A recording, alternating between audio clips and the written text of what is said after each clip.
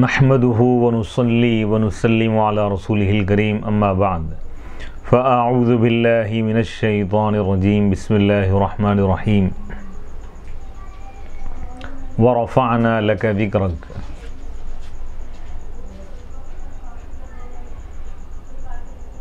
وقال تعالى في مقام آخر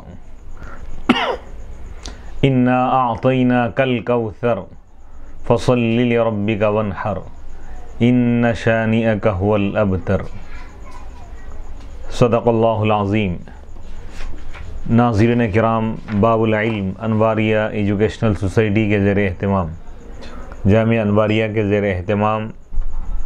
الشفاء بتعریف حقوق المصطفیٰ صلی اللہ علیہ وسلم کا سلسلے وار درس جاری ہے۔ آج کی اس نشست کا آغاز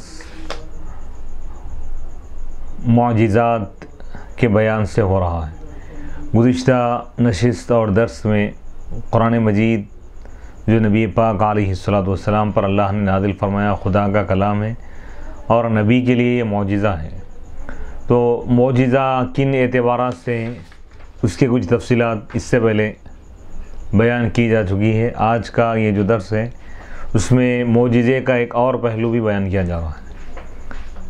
فصل الوجہ الرابع ما انبأ به من اخبار القرون السالفة والامم البائدة والشرائع الداثرة مما كان لا يعلم منه القصة الواحدة إلا الفذ من اخبار اهل الكتاب الذي قطع عمره في تعلم ذلك فيريده النبي صلى الله عليه وسلم على وجهه ويأتي به على نصه فيعترف العالم بذلك بصحته وصدقه وأن مثله لم ينله بتعليم وقد علموا أنه صلى الله عليه وسلم أمي لا يقرأ ولا يكتب ولا اشتغل بمدارسة ولا مثافنة ولم يغب عنهم ولا جهل حاله أحد منهم وقد كان أهل الكتاب كثيرا ما يسألونه صلى الله عليه وسلم عن هذا فينزل عليه من القرآن ما يتلو عليهم منه ذكرا كقصص الأنبياء مع قومهم وخبر موسى والخضر ويوسف وإخوته وأصحاب الكهف وذي القرنين ولقمان وابنه وأشباه ذلك من الأنباء وبدء الخلق وما في التوراة والإنجيل والزبور وصحف إبراهيم وموسى مما صدقه فيه العلماء بها ولم يقدروا على تكذيب ما ذكر منها بل أذعنوا لذلك فمن موفق آمن بما سبق له من خير ومن شقي معاند حاسد ومع هذا لم يحك عن واحد من النصارى واليهود على شدة عداوتهم له وحرصهم على تكذيبه وطول احتجاجه عليهم بما في كتبهم وتقريعهم بمن طوت عليه مصاحفهم وكثرة سؤالهم له صلى الله عليه وسلم وتعنيتهم إياه عن أخبار أنبيائهم وأسرار علومهم ومستودعات سيرهم وإعلامه لهم بمكتوم شرائعهم ومضمنات كتبهم مثل سؤالهم عن الروح وذي القرنين وأصحاب الكهف وعيسى وحكم الرجم وما حرم إسرائيل على نفسه وما حرم عليهم من الأنعام ومن طيبات كانت أحلت لهم فحرمت عليهم ببغيهم وقوله ذلك مثلهم في التوراة ومثلهم في الإنجيل وغير ذلك من أمورهم التي نزل فيها القرآن فأجابهم وعرفهم بما أوحي إليه من ذلك أنه أنكر ذلك أو كذبه أو بل أكثرهم صرح بصحة نبوته وصدق مقالته واعترف بعناده وحسده إياه كأهل نجران وابن سوريا وابن أخطب وغيرهم ومن باهت في ذلك بعض المباهدة وادعى أن فيما عندهم من ذلك لما حكاه مخالفة دعي إلى إقامة حجته وكشف دعوته فقيل له قل فأتوا بالتوراة فاتلوها إن كنتم صادقين إلى قوله الظالمون فقرع ووبخ ودعا إلى إحضار ممكن غير ممتنع فمن معترف بما جحده ومتواقح يلقي على فضيحته من كتابه يده ولم يؤثر أن واحدا منهم أظهر خلاف قوله من كتبه ولا أبدا صحيحا ولا سقيما من صحفه. قال الله تعالى يا أهل الكتاب قد جاءكم رسولنا يبين لكم كثيرا مما كنتم تخفون من الكتاب ويعفو عن كثير. الآیتین. قرآن مجید مختلف اعتبارات سے معجزہ ہے. الفاظ کے اعتبار سے بھی معجزہ ہے، قرآن کے الفاظ بھی معجزہ ہے، اور اس کے معنی کے اعتبار سے بھی یہ معجزہ ہے، اور اس میں جو اسلوب ہے قرآن کا وہ بھی معجزہ ہے،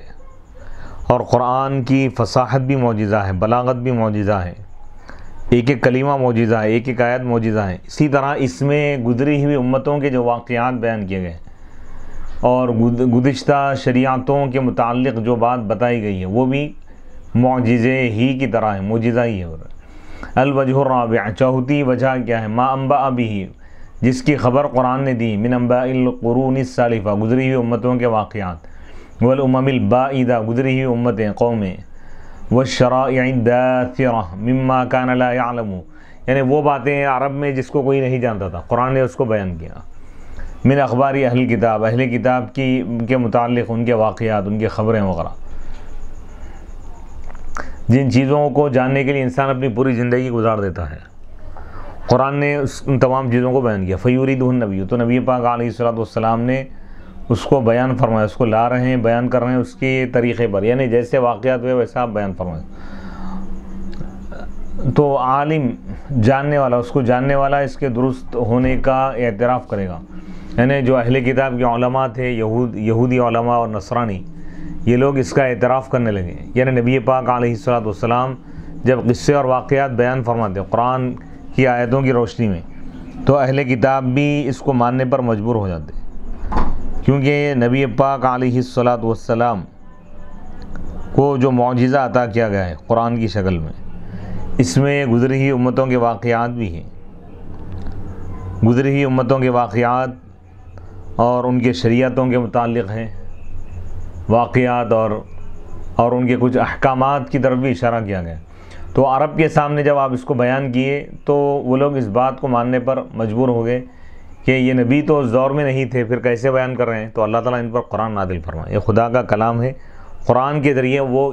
ان باتوں کو بیان کر رہے ہیں. وقد کان اہل الکتاب، اہل کتاب اکثر نبی پاک علیہ الصلوۃ والسلام سے پوچھتے تھے ان چیزوں کے بارے میں، یعنی گزری ہوئی امتوں کے بارے میں یا تورات وغیرہ کے متعلق. فینزل علیہ، تو حضور پر نازل ہوتی آیتیں قرآن کی، وہ جو حضور علیہ الصلوۃ والسلام ان پر تلاوت فرماتے بطور ذکر کے، جیسا کہ انبیاء کے قصے ہیں،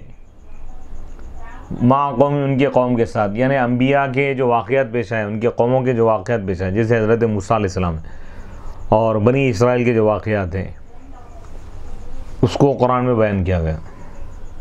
حضرت یونس علیہ السلام کا قصہ ہے، حضرت یوسف علیہ السلام کا تو تفصیلی قصہ ہے، حضرت یعقوب علیہ السلام کا قصہ ہے، حضرت ابراہیم علیہ السلام کا قصہ ہے، حضرت اسماعیل علیہ السلام کا قصہ ہے، حضرت لوط علیہ السلام کا قصہ ہے، حضرت صالح علیہ السلام کا واقعہ ہے. کئی امتوں کے واقعات کو اللہ تعالیٰ قرآن میں بیان فرمایا. وخبر موسیٰ علیہ السلام کی خبریں، واقعات، خضر علیہ السلام کا جو واقعہ، دونوں کا جو حضرت موسیٰ علیہ السلام خضر علیہ السلام سے ملاقات کے لیے گئے، وہ واقعے کو بھی قرآن نے بیان کیا. حضرت یوسف علیہ السلام، سورہ یوسف تو مکمل ایک سورہ ہے جس میں حضرت یوسف علیہ السلام کے پورے واقعے کو اللہ تعالیٰ نے بیان فرمایا. وہ اخوتی، ان کے بھائیوں کا واقعہ، لقد کان فی یوسف و اخوتہ آیات للسائلین. وہ اصحاب الکہف، اصحاب کہف، اللہ والوں کا جو قصہ ہے، جو اپنے ایمان کو بچانے کے لیے فرعون، یعنی ظالم بادشاہ جابر بادشاہ کی جانب سے خوف محسوس کرتے ہوئے اپنے ایمان کو بچانے کے لیے غار میں پناہ لیے تھے، آبادی کو چھوڑ کر چلے گئے. تو اس واقعے کو اللہ تعالیٰ بیان فرمایا سورہ کہف. وہ ذی القرنین، ذو القرنین جو نیک بادشاہ گزرے ان کا واقعہ ہے. وَيَسْأَلُونَكَ عَنْ ذِي الْقَرْنَيْنِ، وہ حضرت لقمان علیہ السلام کا واقعہ. وابنہ، جو حکیم تھے. وَلَقَدْ آتَيْنَا لُقْمَانَ الْحِكْمَةَ أَنِ اشْكُرْ لِلَّهِ، اور ان کے بیٹے کے ساتھ ان کی جو گفتگو ہوئی، جو نصیحت کریں وہ بیٹے کو، اس کو قرآن نے بیان کیا. وَلَقَدْ آتَيْنَا لُقْمَانَ الْحِكْمَةَ أَنِ اشْكُرْ لِلَّهِ وَمَنْ يَشْكُرْ فَإِنَّمَا يَشْكُرُ لِنَفْسِهِ وَمَنْ كَفَرَ فَإِنَّ اللَّهَ غَنِيٌّ حَمِيدٌ وَإِذْ قَالَ لُقْمَانُ لِابْنِهِ وَهُوَ يَعِظُهُ يَا بُنَيَّ لَا تُشْرِكْ بِاللَّهِ إِنَّ الشِّرْكَ لَظُلْمٌ عَظِيمٌ۔ یاد کیجئے اس وقت کو جب حضرت لقمان علیہ السلام نے اپنے بیٹے سے فرمایا، یا بنیّ لا تشرک باللہ، اے میرے پیارے بیٹے تم اللہ کے ساتھ شرک نہ کرو، اللہ کے ساتھ غیر کو شریک نہ کرو، ان الشرک لظلم عظیم، بے شک شرک بہت بڑا ظلم ہے۔ وَإِذْ قَالَ لُقْمَانُ لِابْنِهِ وَهُوَ يَعِظُهُ، تو اس میں جو لقمان علیہ السلام اپنے بیٹے کو جو نصیحتیں کی اللہ تعالیٰ اس کو بیان فرمایا، حکمت کی باتیں، اور اسی طرح وہ اشباہی تعلیم جیسے اور بھی جو واقعات ہیں، وہ بدء الخلقی، اور یہ جو ہے حضرت ابراہیم علیہ السلام اسماعیل علیہ السلام کو جو دیکھے خواب میں، پھر اللہ تعالیٰ ان کو جو آزمایا، بیٹے کو ذبح کرنے کا حکم دیا۔ فلما بلغ معه السعي قال يا بني إني أرى في المنام أني أذبحك فانظر ماذا ترى قال يا أبت افعل ما تؤمر ستجدني إن شاء الله من الصابرين۔ یہ واقعہ بھی اس میں بیان کیا گیا، اور جو کچھ تورات میں ہے اور جو کچھ انجیل میں ہے اور زبور میں ہے وہ ان چیزوں کی طرف بھی اشارہ کیا گیا۔ وہ صحف ابراہیم علیہ السلام کے صحیفوں میں جو باتیں ہیں، موسیٰ علیہ السلام کے صحیفوں میں وہ باتیں جس کی تصدیق کی ہے، جس کے بارے میں علماء نے، اس کے جاننے والے علماء اس کی تصدیق کی، حضور علیہ السلام کی تصدیق کی، اور وہ لوگ جھٹلا نہیں سکے۔ حضور جو کچھ ذکر کیے قرآن کی روشنی میں اس کو لوگ جھٹلا نہیں سکے، بل اذعنوا، بلکہ اس کے آگے جھک گئے وہ لوگ۔ تو اس کے بعد بعض لوگ وہ تھے جن کو توفیق اللہ تعالیٰ عطا فرمائے، وہ لوگ ایمان لا لیے، اور جو بعض بدبخت جو تھے، سرکش طبیعت کے جو لوگ تھے، وہ لوگ ایمان نہیں لائے۔ وَمَعَ هَذَا لَمْ يُحْكَ عَنْ وَاحِدٍ مِّنَ النَّصَارَى وَالْيَهُودِ عَلَى شِدَّةِ عَدَاوَتِهِمْ لَهُ۔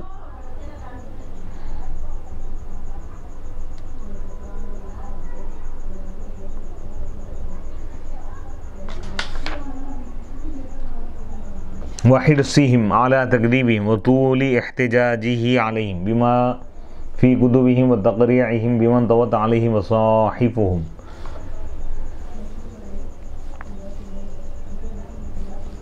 یعنی اس کے باوجود کسی سے یہ بات منقول نہیں ہے، یہودیوں میں سے اور نصارہ میں سے،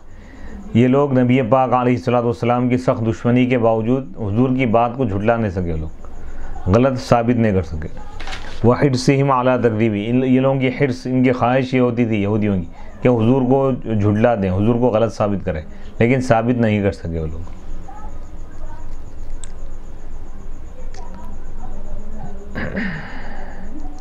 وطول احتجاجه علیہم،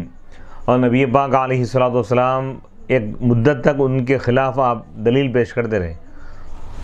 ان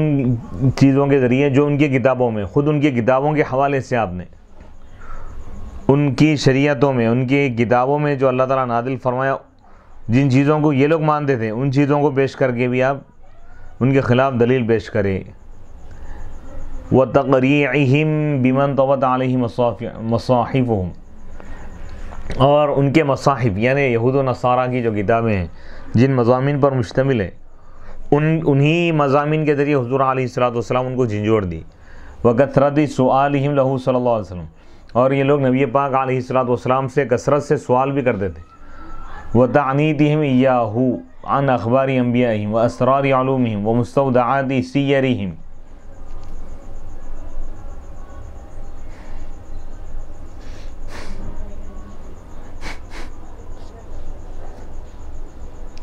اور یہ لوگ سرکشی کیا کرتے تھے، یعنی ہٹ دھرمی کے طور پر حضور سے سوال کرتے تھے، عن اخباری انبیائیم، ان کے نبیوں کی خبروں کے بارے میں، یعنی فلاں نبی کے ساتھ کیا ہوا، ان کے ساتھ کیا واقعہ پیش آیا۔ حالانکہ یہ لوگ معلوم بھی، یہ لوگ جانتے تھے، بوجھتے تھے، لیکن اس کے باوجود بھی سرکشی کے طور پر سوال کیا کرتے تھے۔ وہ اسرار علوم، اور ان کے علوم کے رازوں کے بارے میں، اور ان کی سیرت، ان کی حالات زندگی کے متعلق۔ وہ اعلامی لہم، اور نبی پاک علیہ السلام ان کو بتاتے تھے کہ ان کی شریعتوں میں کیا تعلیمات دیے گئے، اس کو کھول کر آپ بیان فرمائیں، اور ان کی کتابوں کے جو مضامین ہیں اس کو بھی آپ بیان فرمائیں۔ جیسا کہ یہ لوگ یہودی سوال کیے تھے روح کے بارے میں، ذوالقرنین کے بارے میں، اصحاب کہف کے بارے میں، حضور جواب دی، قرآن کی آیتیں نازل ہوئی۔ و عیسیٰ علیہ السلام کے بارے میں لوگ سوال کیے، وہ حکم رجمی، رجم کے حکم کے بارے میں، سنگسار کے بارے میں کیا حکم ہے، تورات میں جو تھا آپ اس کو بھی بیان فرمائیں، قرآن میں بھی ویسا ہی حکم نازل ہوا۔ وما حرم اسرائیل، اور اسرائیل نے حضرت یعقوب علیہ السلام نے اپنے اوپر جو چیزیں حرام کر لی تھی اس کے بارے میں سوال کرے تو حضور اس کا بھی جواب دی۔ وما حرم علیہم، اور جو یہودیوں پر جو جانور حرام کر دیے گئے تھے اس کے بارے میں پوچھے تو حضور اس کا بھی جواب دی۔ اور وہ پاکیزہ چیزوں کے بارے میں سوال کرے وہ لوگ جو ان کے لیے حلال تھی لیکن ان پر حرام کر دی گئی یہودیوں پر ان کی بغاوت کی وجہ سے۔ اور اسی طرح اللہ تعالیٰ کا یہ قول ذالک مثلہم فی التوراۃ ومثلہم فی الانجیل، صحابہ کے متعلق صحابہ کے اوصاف اور فضائل بیان کرنے کے بعد اللہ تعالیٰ فرما رہا ہے کہ یہ جو صحابہ کے اوصاف ہے، حضور کے اصحاب رسول صلی اللہ علیہ وسلم کے جو یہ فضائل ہیں، سورہ فتح کی آخری آیت میں جو اللہ تعالیٰ بیان فرمایا، محمد رسول اللہ والذین معہ اشداء علی الکفار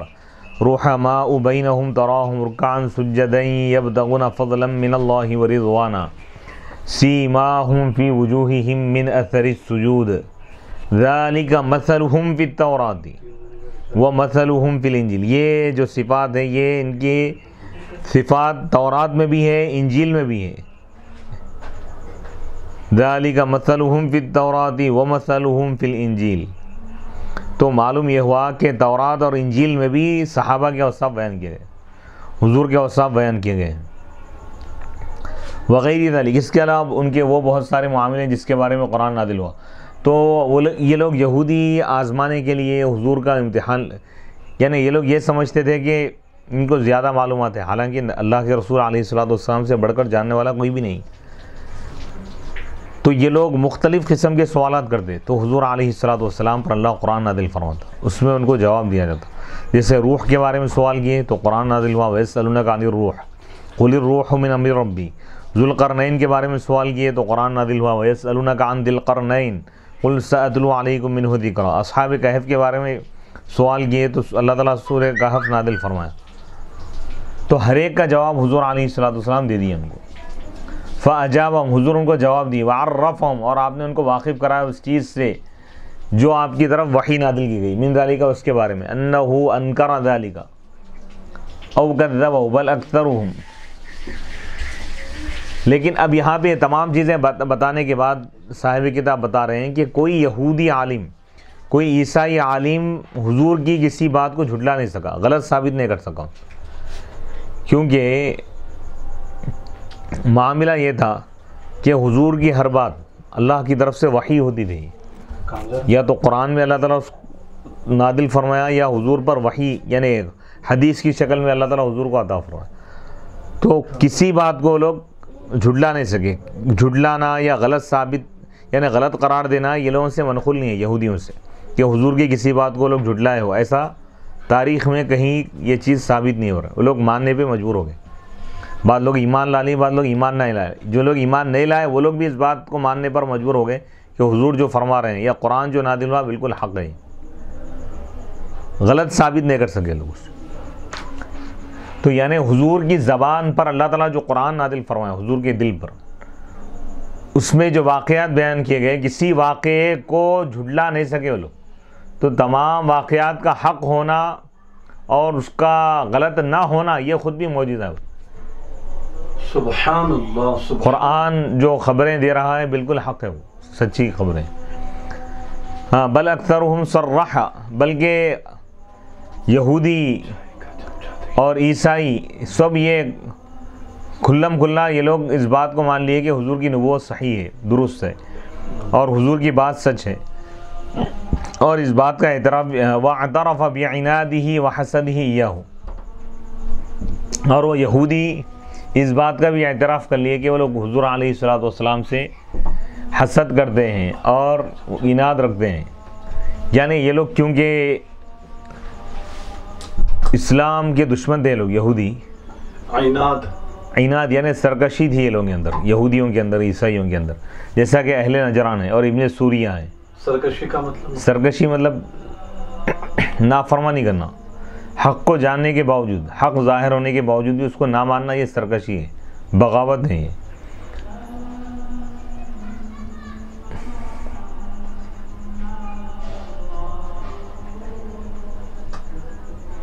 تو اس وقت یہ اللہ تعالیٰ یہ آیت مبارکہ نازل فرمایا، قل فاتوا، اے رسول اللہ ان سے فرما دیجئے، یہودیوں سے، عیسائیوں سے، تم تورات لے کر آؤ، فتلوہا، تم اس کو پڑھو اگر تم سچے ہو۔ یعنی جب حضور علیہ السلام کی نبوت اور رسالت کا یہ لوگ انکار کرنے لگے، ہٹ دھرمی کی وجہ سے، ظلم کی وجہ سے، ان کی بربریت کی وجہ سے، تو اللہ تعالیٰ حضور سے یہ فرما رہا ہے کہ آپ ان کو دعوت مباہلہ دیجیے،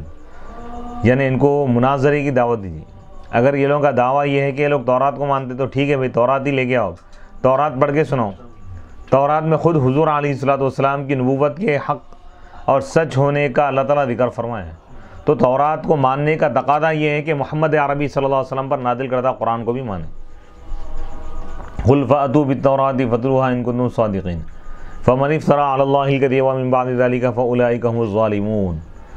جو اس کے باوجود، حق کے ظاہر ہونے کے باوجود بھی اللہ کے خلاف جھوٹ کہے گا، بہتان باندھے گا، تو یہی وہ لوگ ہیں جو ظالم ہیں۔ بہتان یعنی جھوٹ۔ فقرع ووبخ ودعا الى احضار ممکن غیر ممتنع، تو حضور علیہ السلام ان کو ڈانٹ دی اور دعوت دی ایک ایسی ممکن چیز کو لانے کی جو ممتنع نہیں ہے۔ تورات کو تو مانتے لوگ، تورات ہے ان کے پاس، تو حکم یہ دیا جا رہا ہے کہ تورات تم لے کے آؤ، تورات پڑھ کے دیکھو، اس میں بھی نبی آخر الزماں کا ذکر ہے، اور ان کی نبوت اور رسالت اور ان کے معجزات کا ذکر ہے، قرآن کے حق ہونے کا ذکر ہے۔ فَمِن مُعْتَرِفٍ، بعض لوگ وہ تھے جو اعتراف کر لیے اس چیز کا جس کو وہ جھٹلا دیے تھے۔ تو اب یہ بعض یہودی ایمان بھی لا لی جن کو اللہ تعالیٰ توفیق دے دیا۔ وہ متواقع یلقی علی فضیحتی، اور بعض لوگ اپنی سرکشی پر اڑے رہیں، ڈٹے رہیں، جمے رہیں، وہ لوگ رسوا ہو گئے۔ ولم یؤثر ان واحدا منهم اظہر خلاف قوله من کتبه ولا ابدا صحیحا ولا سقیما ولا سقیما من صحیح، قال اللہ تعالی یا اہل الکتاب، اور یہ منقول نہیں ہے کہ کوئی بھی شخص ان میں سے، یہودیوں میں سے یا عیسائیوں میں سے، حضور کی بات کے خلاف ظاہر کیا ہو کتابوں سے۔ حضور جو فرمائے نا، تورات میں بھی سیم وہی چیز تھی، تورات میں حضور جو فرمائے اس کے خلاف ہے، بلکہ کوئی بتا نہیں سکا، تو یہ خود بھی معجزہ ہے حضور کا۔ قال اللہ تعالیٰ، اللہ تعالیٰ فرما رہا ہے یا اہل الکتاب، اے کتاب والو، اے یہودیوں اور اے عیسائیوں، قد جاءکم رسولنا، تمہارے پاس ہمارے رسول آ چکے ہیں، یبین لکم، جو تمہارے لیے کھول کھول کر بیان کریں گے وہ بہت ساری چیزیں جو تم چھپاتے تھے تورات کے جن احکام کو یہ لوگ چھپا کے رکھے تھے، حضور علیہ السلام اس کو ظاہر فرمائے۔ وَيَعْفُو عَنْ كَثِيرٍ، اور وہ نبی کی صفت یہ ہے کہ وہ خطاؤں کو معاف کرنے والی بھی ہو رہا ہے۔ الآیتین، یہ دو آیتیں درگزر کرنے والے ہیں، یعنی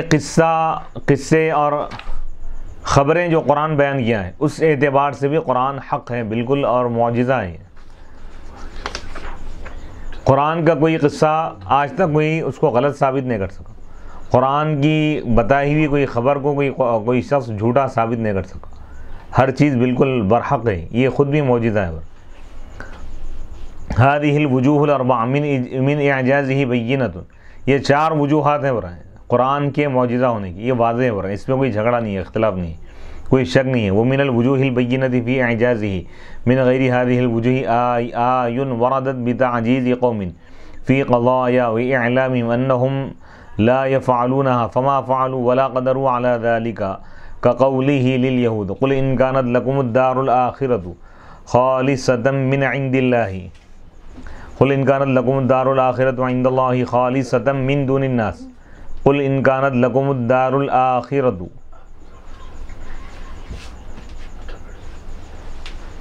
عند الله خالصة من دون الناس فتمنوا الموت ان كنتم صادقين۔ اور ابو اسحاق الزجاج فی هذه الآية اعظم حجة واظهر دلالة على صحة الرسالة لأنه قال لهم فتمنوا الموت وأعلمهم أنهم لن يتمنوه أبدا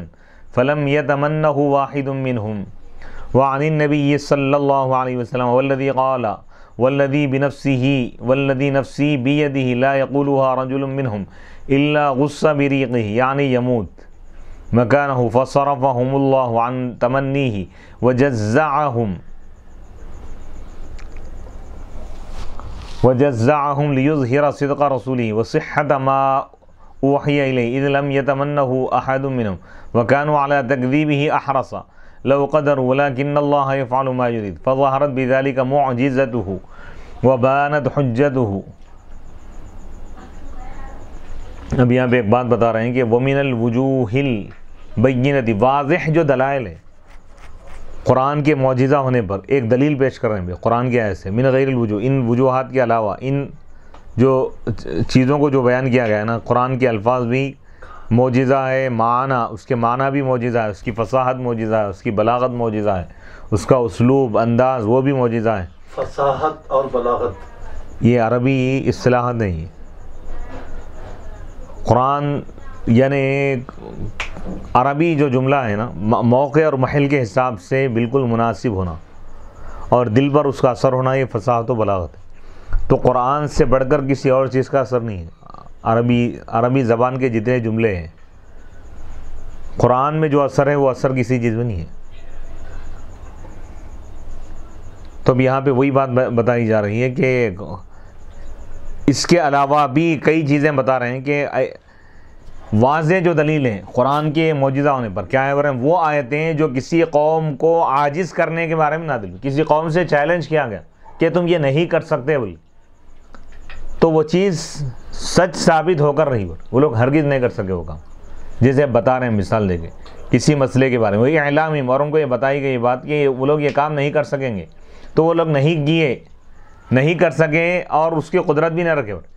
جیسا کہ قرآن مجید میں اللہ تعالیٰ یہودیوں سے فرمایا، رسول کے ذریعے اللہ تعالیٰ فرما رہا ہے کہ یہودیوں کا یہ دعویٰ تھا کہ آخرت میں جنت میں یہ لوگ ہی جائیں گے، ایمان والے نہیں جائیں گے. جو موسیٰ کو مانے وہی لوگ جائیں گے جنت میں، محمد عربی کو ماننے والے نہیں جائیں گے بلکہ یہ لوگ بول رہے تھے. تو اللہ تعالیٰ ان کا رد کرتے ہوئے فرما رہا ہے، یہ قرآن کا معجزہ ہے بتا رہا ہے، اے رسول اللہ ان سے فرما دیجئے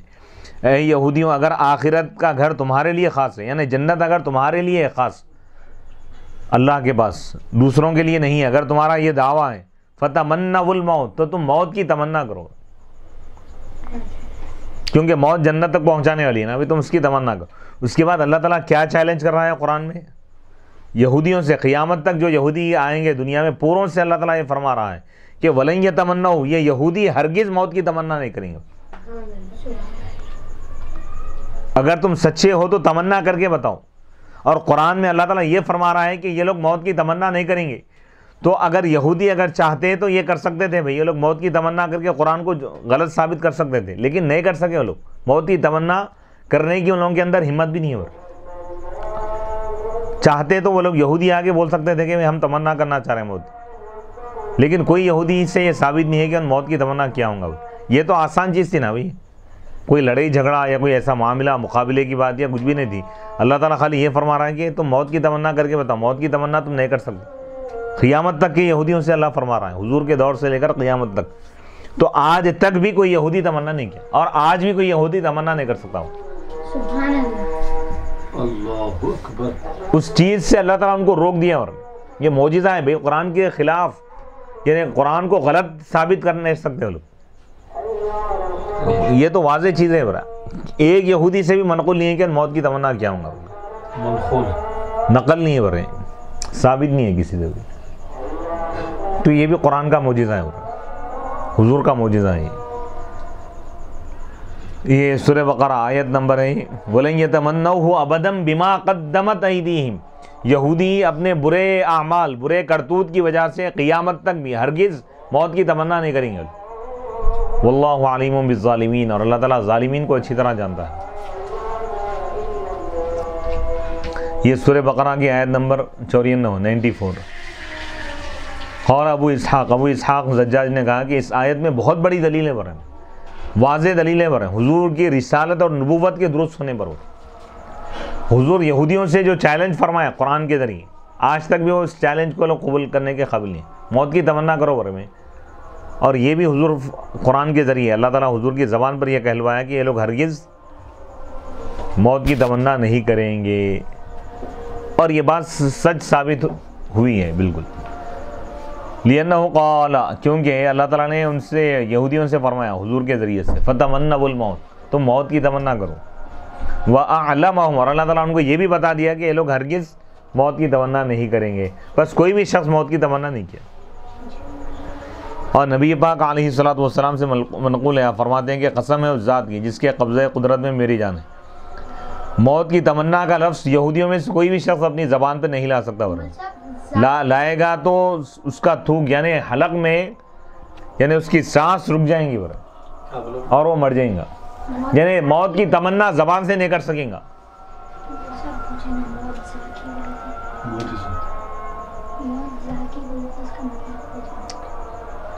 یعنی یموت یعنی وہ مر جائے گا. یعنی کوئی شخص یہودی اگر یہ کوشش بھی کرے گا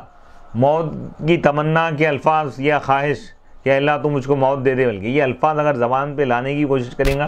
تو اس کی آواز رک جائیں گی, بلکہ حضور فرما رہے مر جائیں گا ختم.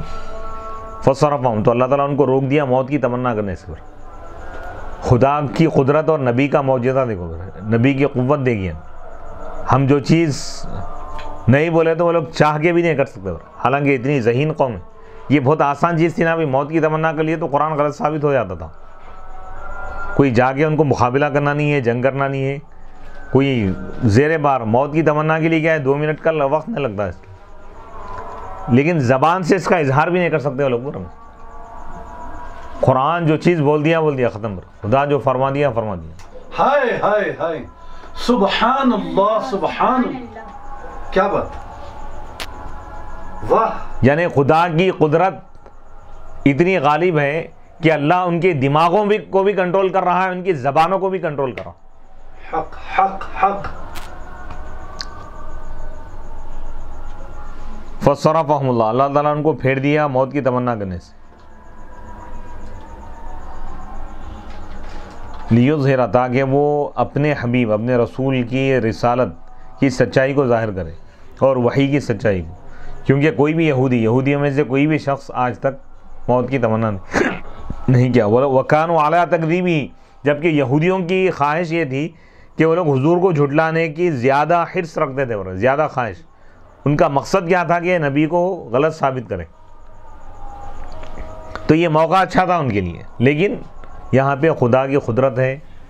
اور نبی کا معجزہ ہے, قرآن کی حقانیت ہے. وَلَكِنَّ اللَّهَ يَفْعَلُ مَا يُرِيدُ لیکن اللہ تعالیٰ جو چاہتا ہے وہی کرتا ہے. فَظَهَرَتْ تو اس کی وجہ سے حضور کا معجزہ ظاہر ہو گیا.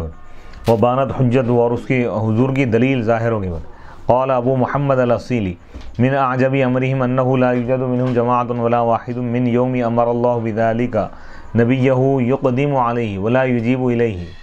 وهذا موجود مشاهد لمن اراد ان يمتحنه منهم.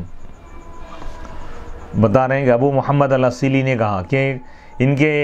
معاملات میں حیرت انگیز معاملہ ہے یہودیوں کے بارے میں کہ ان میں سے آج تک کوئی جماعت نہیں پائی گئی, کوئی گروپ یا کوئی ایسا شخص جس دن سے اللہ تعالیٰ اپنے نبی کو اس چیز کا حکم دیا کہ آپ ان سے فرما دیجئے کہ اگر آخرت اے یہودیوں تمہارے لیے خاص ہے جنت تو تم موت کی تمنا کرو. تو اس وقت سے آج تک کوئی ایک جماعت نہ کوئی ایک شخص اس کی طرف آگے بڑھنے والا نہیں دیکھا گیا. موت کی تمنا کے لیے آگے بڑھنے والا یا اس کی جرأت کرنے والا, ہمت کرنے والا نہیں دیکھا گیا, نہیں پایا گیا. وہذا موجود اور یہ چیز موجود ہے اور یہ مشاہد ہے, یہ آنکھوں سے دیکھ سکتے ہیں جس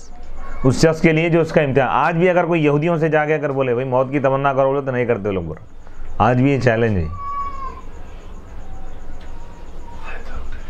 وَكَذَلِكَ آیت المباہلہ اسی طرح مباہلی کی آیت ہے من هذا المعنی اسی معنی سے یعنی یہ بھی معجزہ ہے. حیث وفد علی الساقفۃ نجران کہ حضور کے پاس نجران علاقے نجران کے یہودی عیسائی اور ان کے جو سردار تھے نا مذہبی ان کے جو پیشوا ہے پادری ادری یہ لوگ پورے حضور کے پاس آئے تھے اور اسلام کا انکار کرنے لگے. فانزل اللہ تعالیٰ تو اللہ تعالیٰ حضور پر آیت مباہلہ نازل فرما. نہ مناظرہ کرنے کے قابل رہے لوگ, نہ مباہلے کے قابل رہے. سورہ آل عمران کی آیت ہے, آیت نمبر 61. فمن حاجک فیہ من بعد ما جاءک من العلم اے رسول جو کوئی آپ سے بحث کرے عیسیٰ علیہ السلام کے بارے میں آپ کے پاس علم آنے کے بعد فقل آپ ان سے فرما دیجئے تعالو تم آ جاؤ ندعو ابناءنا و ابناء ہم اپنے بیٹوں کو بلا کر لائیں گے تم اپنے بیٹوں کو لے کر آؤ ونساءنا ونساءکم تم اپنی عورتوں کو لے کر آ جاؤ ہم اپنی عورتوں کو لے کے آئیں گے وانفسنا وانفسکم تم اپنی جانوں کو لے کر آؤ ہم اپنی جانوں کو لے کر آئیں گے ثم نبتہل پھر ہم مباہلہ کریں گے فنجعل لعنت اللہ علی الکاذبین بس ہم یہ کہیں گے کہ مولا لعنت نازل فرما جھوٹوں پر ظالمین پر فنجعل لعنت اللہ علی الکاذبین یہ آیت مبارکہ نازل فامتنعوا منہا تو عیسائی جب حضور علیہ السلام اور اہل بیت کے چہروں کو دیکھے تو وہ لوگ مباہلے سے پیچھے ہٹ گئے ڈر گئے لوگ ورضو اور وہ لوگ ٹیکس ادا کرنے پر راضی ہو گئے خوش ہو گئے وذالک اور اس کی وجہ یہ ہے کہ ان کا عاقب جو ان کا سردار ہے اس نے ان سے کہا کہ تم جان لی انہ نبی کہ حضور نبی ہیں وانہ ما لعن قوما نبی قد فبقی کبیرهم ولا صغیرهم اور یہ بات واضح ہے تم یہ بھی جانتے ہو کہ کسی نبی نے کسی قوم سے مباہلہ نہیں کیا مگر اس قوم کا نہ بڑا بچہ نہ چھوٹا بچہ یعنی نبی سے کوئی بھی اگر مقابلے کے لیے نکلا مباہلے کے لیے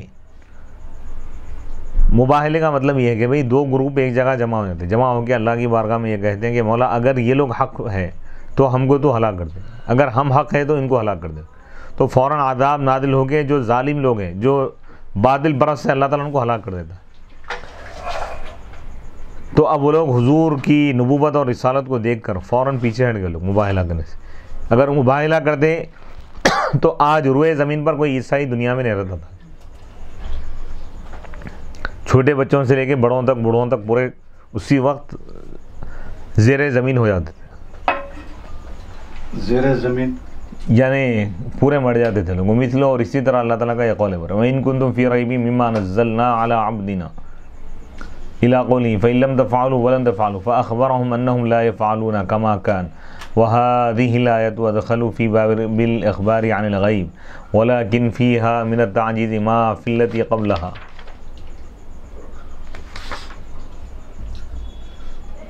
وہ مثلو اور اسی طرح اللہ تعالیٰ کا یہ ارشاد ہو رہا ہے اللہ تعالیٰ مکے کے کافروں سے فرما رہا ہے جو قرآن کی حقانیت اور خدا کا کلام ہونے کا انکار کر رہے ہیں ان لوگوں سے اللہ تعالیٰ یہ فرما رہا ہے اگر تم کو شک ہے اس قرآن کے بارے میں جو ہم نے ہمارے بندے محمد صلی اللہ علیہ وسلم پر نازل کیا ہے تو تم قرآن کے جیسا کوئی ایک سورہ لا کے بتاؤ وَإِن كُنتُمْ فِي رَيْبٍ مِّمَّا نَزَّلْنَا عَلَىٰ عَبْدِنَا فَأْتُوا بِسُورَةٍ مِّن مِّثْلِهِ وَادْعُوا شُهَدَاءَكُمْ اور تم اپنے معبودان باطلہ کو بھی بلاؤ ان سے بھی مدد طلب کرو من دون اللہ اللہ کو چھوڑ کر ان سے بھی مدد لو ان کنتم صادقین اگر تم سچے ہو فَإِن لَّمْ تَفْعَلُوا پھر اللہ تعالیٰ قرآن میں فرما رہا ہے کہ اگر تم یہ نہ کر سکو وَلَن تَفْعَلُوا اور تم ہرگز قرآن کے جیسا سورہ نہیں لاؤ گے فَاتَّقُوا النَّارَ الَّتِي بس تم اس آگ سے بچنے کی کوشش کرو قرآن کو اللہ کا کلام مان کر جس آگ کا ایندھن ہوں گے کافر اور ان کے بت وعدت للکافرین وہ جہنم کی آگ تیار کی گئی ہے کافروں کے لیے اللہ تعالیٰ ان کو یہ بتا دیا کہ یہ لوگ قرآن کے جیسا سورہ اس کے جیسی آیت نہیں لائیں گے نہیں لا سکیں گے یہ بول رہے ہیں یہ بھی معجزہ ہے بول رہے ہیں غیب کی خبر دے دیا اللہ تعالیٰ پہلے فصل ومنها الروعة التي تلحق قلوب سامعيه وأسماعهم عند سماعه والهيبة والتي تعتريهم عند تلاوته لقوة حاله وإنافة خطره وهي على المكذبين به أعظم حتى كانوا يستثقلون سماعه ويزيدهم نفورا كما قال تعالى ويودون انقطاعه لكراهتهم له ولهذا قال صلى الله عليه وسلم إن القرآن صعب مستصعب على من كرهه وهو الحكم وأما المؤمن فلا تزال روعته به وهيبته إياه مع تلاوته توليه انجذابا وتكسبه هشاشة لميل قلبه إليه وتصديقه به قال الله تعالى تقشعر منه جلود الذين يخشون ربهم ثم تلين جلودهم وقلوبهم إلى ذكر الله الزمر وقال لو أنزلنا هذا القرآن الآية ويدل على أن هذا شيء خص به أنه يعتري من لا يفهم معانيه ولا يعلم تفاسيره كما روي عن نصراني أنه مر بقارئ فوقف يبكي فقيل له مما بكيت قال للشجا والنظم وهذه الروعة قد اعترت جماعة قبل الإسلام وبعده فمنهم من أسلم لها لأول وهلة وآمن به ومنهم من كفر. وحكي في الصحيح عن جبير بن مطعم قال سمعت النبي صلى الله عليه وسلم يقرأ في المغرب بالطور فلما بلغ هذه الآية أم خلقوا من غير شيء أم هم الخالقون إلى قوله المصيدرون كاد قلبي أن يطير للإسلام. وفي رواية وذلك أول ما وقر الإسلام في قلبي.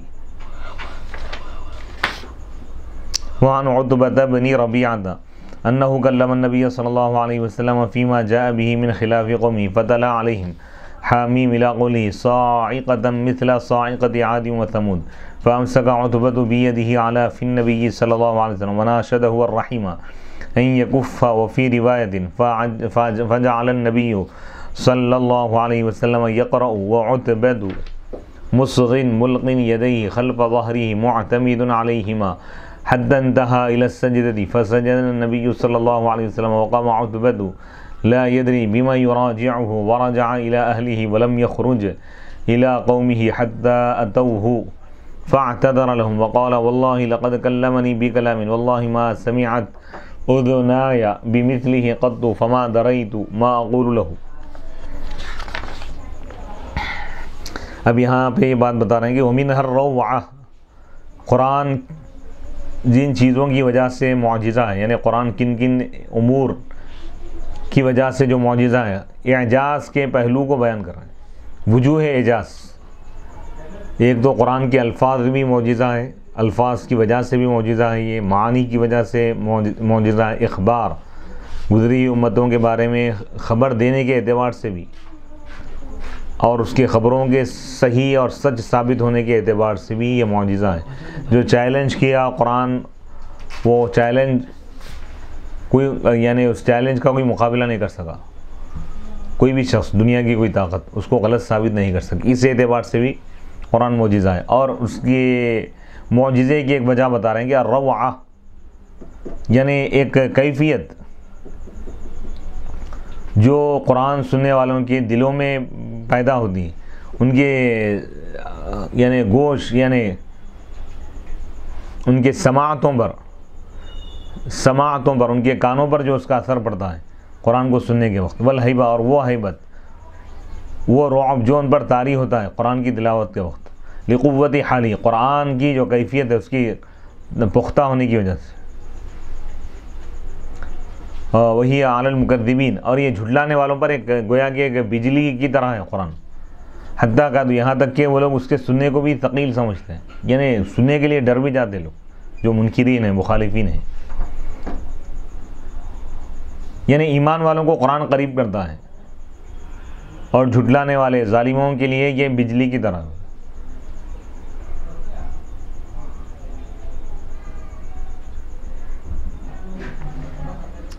وَلِهَذَا، اسی وجہ سے نبی پاک علیہ الصلوۃ والسلام نے ارشاد فرمایا القرآن صعب، بے شک قرآن دشوار ہے، مستصعب، دشوار کر دیا گیا ان لوگوں کے لیے جو اس کو ناپسند کرتے ہیں. اور وہی قرآن حکم ہے، یعنی فیصلہ کرنے والا ہے. اور مومن تو اس کی دلچسپی اور اس کی یعنی دلچسپی رغبت قرآن کی وجہ سے بڑھ جاتی ہے قرآن سے. اور مومن قرآن کی تعلیمات سے ڈرتا بھی، اللہ کا خوف کرتا ہے اس کی تلاوت کے باوجود. تو ولی ہی قرآن اس کو ایک جذب عطا کرتا ہے، انجذاب، یعنی قرآن کے اندر ایک کشش ہے وہ تکسب، اور اس کو ایک بشاشت اور حشاشت عطا کرتا ہے، یعنی سکون اور آرام عطا کرتا ہے، کیونکہ مومن کا دل قرآن کی طرف مائل ہوتا ہے.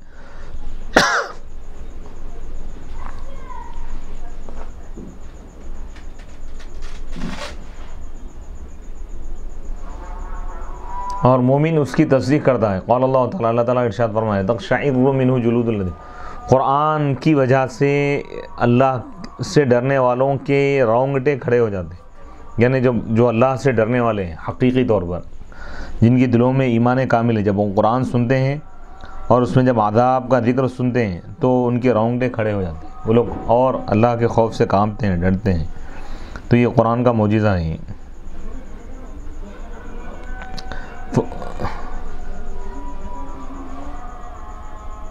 ثم تلین جلودہم، پھر ان کے دلوں کو، ان کے جلود یعنی ان کے رونگٹے نرم پڑ جاتے ہیں، ان کے وقلوب، اور ان کے دل نرم پڑ جاتے ہیں اللہ کے ذکر کی وجہ سے، اللہ کا ذکر سن کر. وقال، یہ سورہ زمر کی آیت ہے، آیت نمبر 23. وقال، اللہ تعالیٰ نے ارشاد فرمایا، لو انزلنا هذا القرآن، اگر ہم اس قرآن کو نازل کرتے کسی پہاڑ پر، لرأیتہ، تو ضرور تم اس پہاڑ کو دیکھتے ریزہ ریزہ ہوتے ہوئے اللہ کے خوف کی وجہ سے. سورۃ الحشر آیت نمبر 21. اور یہ اس بات پر دلالت کر رہا ہے کہ ایک ایسی چیز ہے جو خاص ہے اس کے ساتھ، قرآن کے ساتھ، انہو یعنی کہ یہ اس شخص پہ طاری ہوتی ہے جو اس کے معنی کو نہیں سمجھتا اور اس کے تفاسیر کو نہیں جانتا.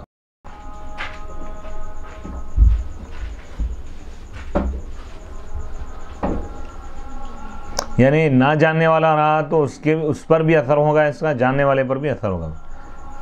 جیسا کہ ایک نصرانی کے بارے میں منقول ہے کہ وہ ایک قرآن پڑھنے والے کے پاس سے گزرا، اس کا قدر ہوا تو وہ ٹھہر گیا اور رونے لگا. تو اس سے کہا گیا، نصرانی سے پوچھا گیا کہ بھائی تم کیوں رو رہے ہو، کس وجہ سے رو؟ تو اس نے کہا کہ غم کی وجہ سے اور نظم کی وجہ سے. قرآن کا جو انداز ہے، قرآن کی جو آیتوں کا جو جوڑ ہے، تناسب ہے، اس کے اندر جو ایک کیفیت ہے، تو اس کی وجہ سے اس پر ایک رقت طاری ہو گئی تھی. وَهَذِهِ الرَّوْعَةُ، اور یہ جو یعنی اسلام لانے سے پہلے ایک خوف بھی قرآن، یعنی قرآن کی تلاوت کے وقت ایک دل میں ایک ہیبت بھی پیدا ہوتی ہے، یعنی اللہ کا جلال اور اللہ کا خوف، اللہ کی عظمت کی وجہ سے دلوں پر ایک خوف بھی پیدا ہوتا ہے.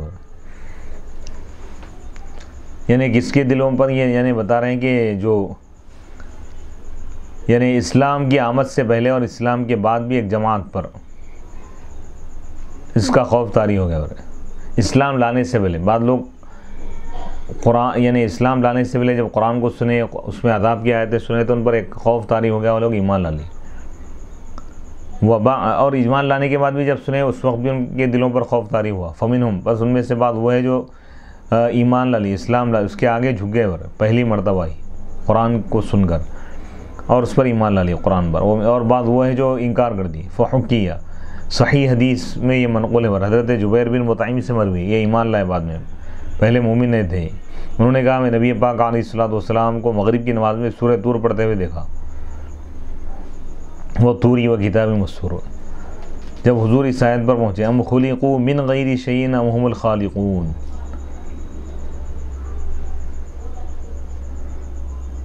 الی قولہ، اس میں کافروں کو اللہ تعالیٰ یعنی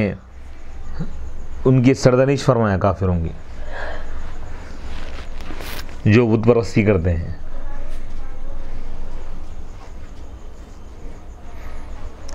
تو اس میں اللہ تعالیٰ کے عذاب کا ذکر ہے. اس میں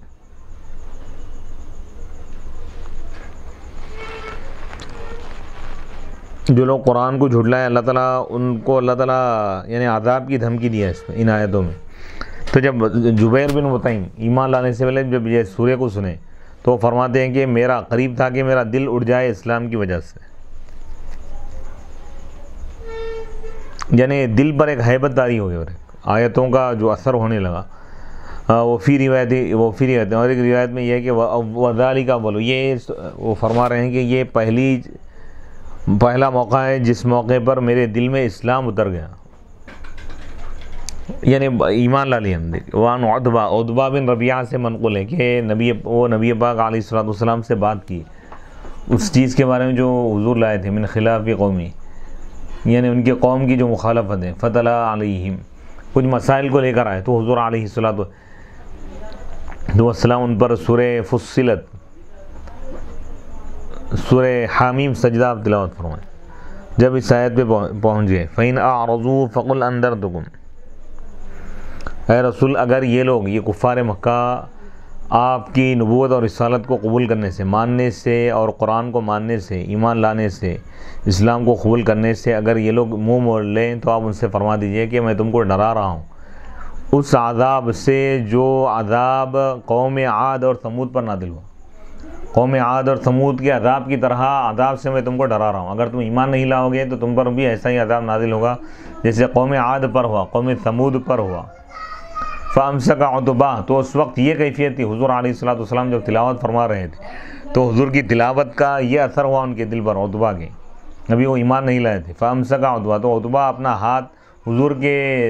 زبان یعنی حضور کے منہ پر رکھ دی، یعنی حضور کو تلاوت سے روکنے لگے اور حضور سے رحم کی یعنی مہربانی کی اور شفقت کی درخواست کرنے لگے کہ یا رسول اللہ آپ ہم کو معاف کر دیجئے، یہ درخواست کرنے لگے کہ آپ رک جائیں۔ وہ فی روایت، اور ایک روایت میں کہ فجعل النبی، تو نبی پاک علیہ السلام پڑھنے لگے اور عتبہ اپنی توجہ کے ساتھ سننے لگے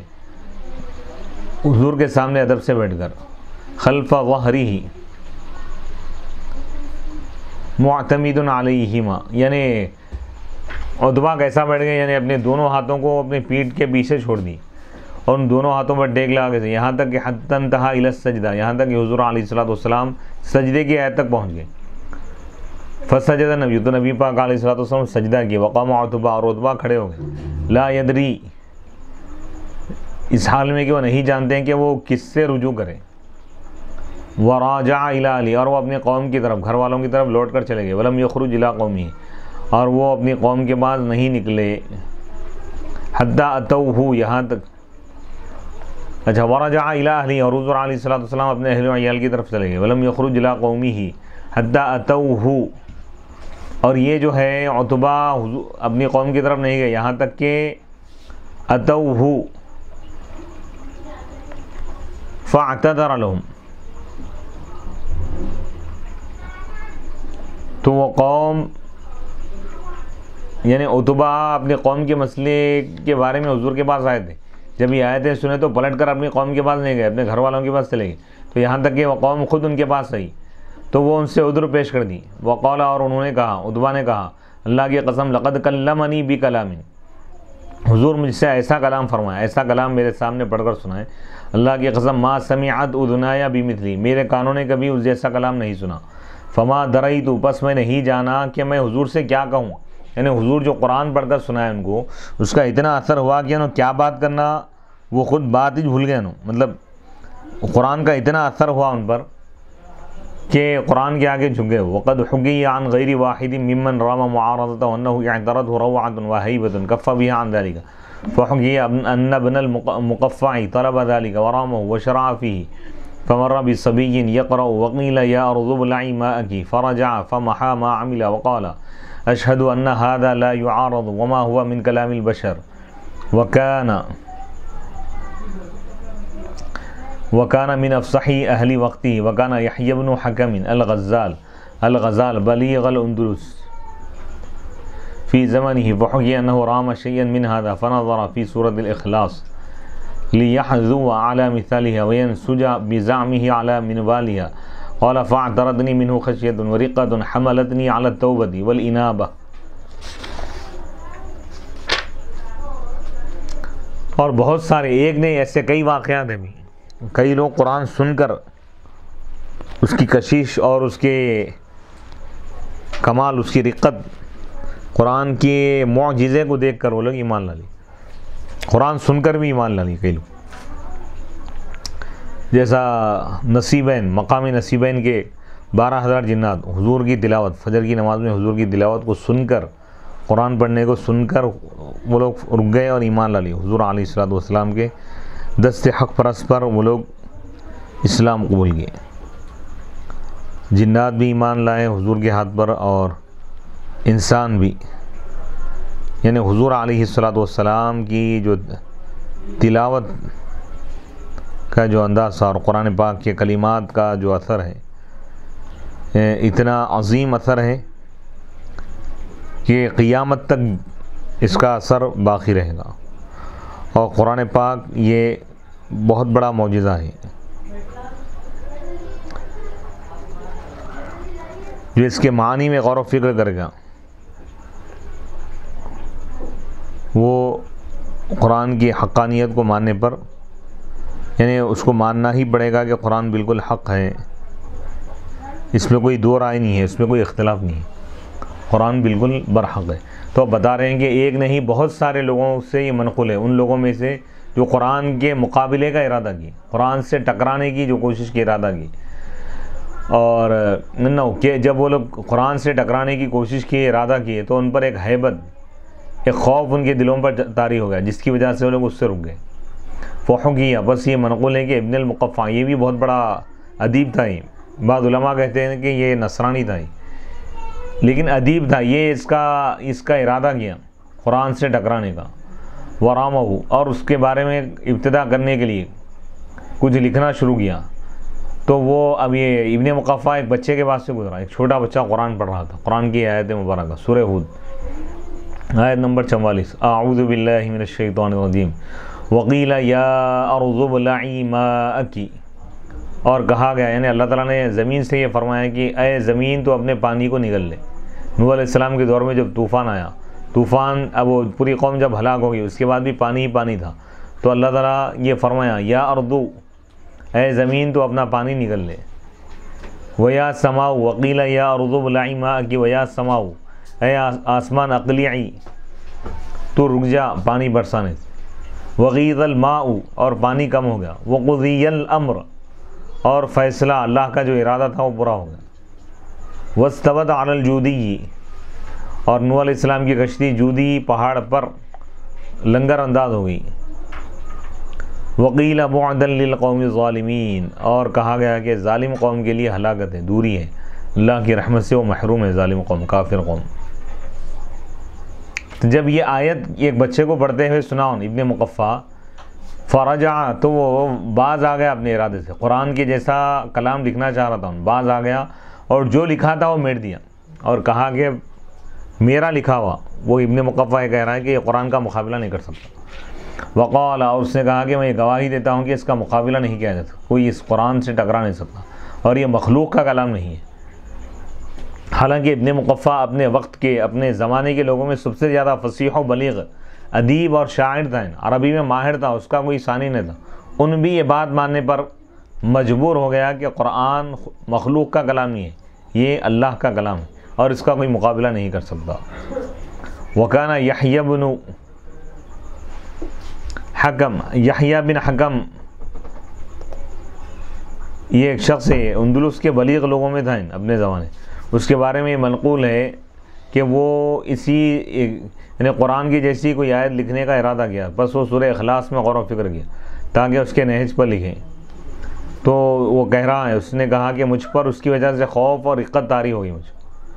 جو مجھ کو توبہ پر اور اللہ کی بارگاہ میں اللہ کی طرف لوٹنے پر ابھارا ہو، یعنی جب اتنا خوف طاری ہو گیا تو اللہ کی بارگاہ میں توبہ کیا، قرآن کے مقابلے سے توبہ کیا، اللہ کی بارگاہ میں معافی مانگا اور اللہ کی طرف رجوع ہو گیا۔ یہ قرآن کا معجزہ ہے، حضور علیہ الصلوۃ والسلام کو اللہ تعالیٰ ایسا قرآن عطا فرمایا جو بہت بڑا معجزہ ہے۔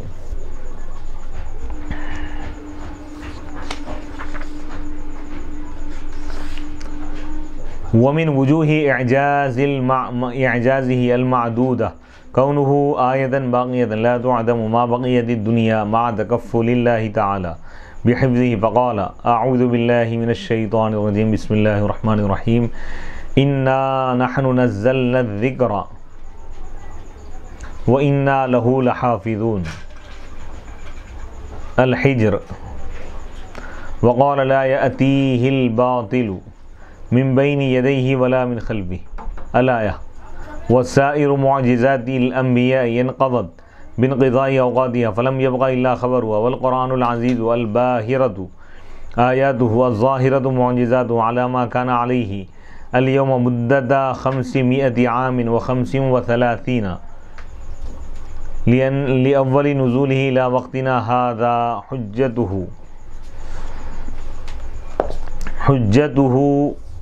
قاهرة ومعارضته ممتنعة والأعصار كلها طافحة بأهل البيان وحملة علم اللسان وأئمة البلاغة وفرسان الكلام وجهابذة البراعة والملحد فيهم كثير والمعادي للشرع عتيد فما منهم من أتى بشيء يؤثر في معارضته ولا الف کلمتین فی مناقضتی ولا قدر علیہ علی مطعن صحیح ولا قدح المتکلف من ذہنہ فی ذلک الا بزند شحیح بل المأثور عن کل من رام ذلک القاؤہ فی العجز بیدیہ والنکوس علی عقبیہ۔ اب یہاں پہ ایک اہم بات بتا رہے ہیں اس فصل میں کہ قرآن کے معجزہ ہونے کے وجوہات میں سے جس کو شمار کیا جا رہا ہے اس میں سے ایک یہ ہے کہ قرآن یعنی حضور کا وہ معجزہ ہے جو ہمیشہ باقی رہنے والا ہے۔ تمام انبیاء کے معجزات میں صرف حضور کا یہ معجزہ ایسا ہے قرآن مجید جو قیامت تک باقی رہے گا۔ یہ معجزہ اللہ تعالیٰ قرآن کی حفاظت کا اللہ تعالیٰ ذمہ لے لیا ہے۔ اللہ تعالیٰ نے ارشاد فرمایا انا نحن نزلنا الذکر، بے شک ہم نے ہی اس قرآن کو نازل کیا اور ہم خود ہی اس کے محافظ ہیں۔ الحجر، سورہ حجر کی آیت ہے، آیت نمبر 9۔ یعنی کسی نبی کا معجزہ باقی نہیں ہے، لیکن محمد عربی صلی اللہ علیہ وسلم کا معجزہ قرآن کی شکل میں آج بھی موجود ہے۔ پوری دنیا آج دیکھ سکتی ہے۔ تورات اصلی حالت میں موجود نہیں ہے، زبور نہیں ہے، انجیل نہیں ہے، آسمانی صحیفے نہیں ہے، ادریس علیہ السلام کے صحیفے نہیں ہے، شیس علیہ السلام کے صحیفے نہیں ہے، آسمانی کتابوں میں کوئی کتاب آج اصلی حالت میں باقی نہیں ہے صحیح، لیکن قرآن کا ایک زیر و زبر بھی آج تک بدل نہیں سکا۔ اللہ تعالیٰ فرما رہا ہے لا یأتیہ الباطل، باطل اس کے قریب نہیں آ سکتا، من بین یدیہ ولا من خلفہ، نہ اس کے سامنے سے اس پر وار کر سکتا ہے باطل، نہ پیچھے سے۔ کائنات کی کوئی چیز اس کو تبدیل بھی نہیں کر سکتی، اس کو مٹا بھی نہیں سکتی، اس کے ایک زیر و زبر کو بھی غلط ثابت نہیں کر سکتی۔ یہ بہت بڑا معجزہ ہے۔ وسائر معجزاتہ، تو اب یہ انشاءاللہ یہ جو ہے انشاءاللہ ہم اس معجزے کو اور قرآن پاک کا یہ جو معجزہ ہے اس کو انشاءاللہ اگلی نشست میں بیان کریں گے۔ وصلی اللہ تعالی علی خیر خلقہ سیدنا محمد وآلہ وصحبہ اجمعین والحمد للہ رب العالمین۔